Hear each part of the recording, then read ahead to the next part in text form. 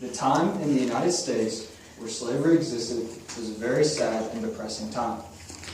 People were being thought of as not human, but objects. Slaveholders convinced themselves that just because the color of someone's skin was different from their own, the slaves suddenly became not human, but objects. Because of this, there needed to be a change in the mindset of slaveholders.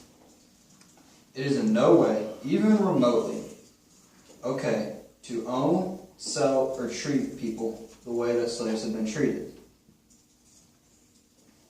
Slaves lived under the worst conditions and were forced to do back-breaking labor every day, all day.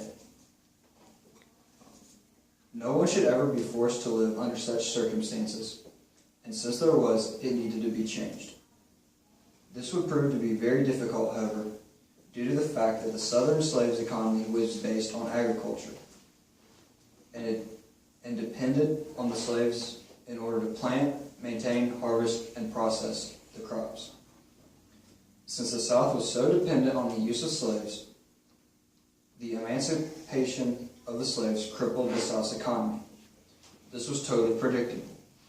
The Emancipation Proclamation, as well as the 13th Amendment, changed the lives of millions of people for the better. There were over 3.5 million people who had been forced to work for free, that no longer had to work for free.